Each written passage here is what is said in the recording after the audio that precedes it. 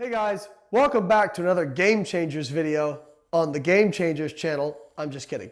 We're not doing any more Game Changers video because we're fucking done with that. But this week I have an educational video and I want to talk about calories in versus calories out. Now normally I'm debunking a bunch of bullshit that other people say about calories in, calories out. But in this week I want to talk about how even though energy balance has been, I can't say proven, but there is a ton of support for energy balance. By the way, you can never prove anything in science. You can only support hypotheses with data. There's a lot of data to support energy balance. Calories in, calories out, and that if you want to lose fat, you have to be in negative energy balance. That said, that leaves a lot of people, in order to kind of give weight loss advice, they just say, well, just eat less and move more. Well, even though that's valid insofar as yes, if you eat less and move more, it will create a calorie deficit. It's kind of like telling a depressed person, oh, just cheer up. It's not the greatest advice, and let me explain why. When you diet, your body immediately begins to modify your behaviors and the way you move in order to decrease the energy deficit, trying to bring you back to energy balance. Meaning, what starts out as a deficit eventually becomes just maintenance. So if you decrease calories, one thing that happens is your basal metabolic rate reduces. Your NEAT goes down. You spontaneously take less steps. For example, we had a team Layne client with our coach Noah, who she started dieting and she went from over 8,000 steps a day. And in 1 week, her steps went down to around 4,000. So you spontaneously get less active.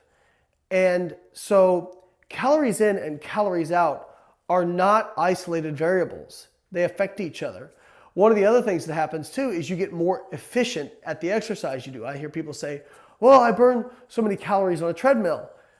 Probably not, because your body is getting more biomechanically efficient at that movement. There's also evidence that when you exercise more, that you actually reduce your activity during other parts of the day. This is kind of the constrained energy expenditure model. So, what are some of the steps we can do to try and plan for this and be aware for this? There's not much you can do about the endogenous reduction of your basal metabolic rate. That's going to happen. But there are some things you can do about your decreased energy expenditure in terms of spontaneous movement. So the first you can do is you can track your steps. Now, I don't believe that the steps this tells me on my watch are necessarily accurate. However, I am relatively sure that if it says I'm averaging 8,000 steps a day and it goes down to 6,000, I probably took less steps that day. So when you start dieting, make sure if you can know your steps that are average, kind of spontaneous movement without adding purposeful cardio, just try to keep those matched. So now that means at the end of the day, if you're spontaneously moving less, you may need to do some purposeful cardio just to get your steps to match. That will help compensate for the spontaneous reduction in steps and movement. One of the other things you can do is, if you have the availability, you can use a standing desk. And possibly even another quote unquote hack would be to add a weight vest, because as you diet, you lose weight. Part of the reduction in your metabolic rate and your energy expenditure is just because you have less mass to carry around. It requires less energy. So those are some things you can do on the energy intake side of things. What tends to happen is when people diet, they start consuming more diet products. Now, some of these multi-ingredient diet products, they have greater room for error in their food labels. Some of the other things people do is they drink a lot of low-calorie drinks, which may have 5 to 10 calories per drink. So I'm not talking about diet sodas and whatnot. Those are virtually zero. Like one diet soda can, I think, has half a calorie, something like that. But some other ones have small amounts of calories, and that's important to make sure you're accounting for them.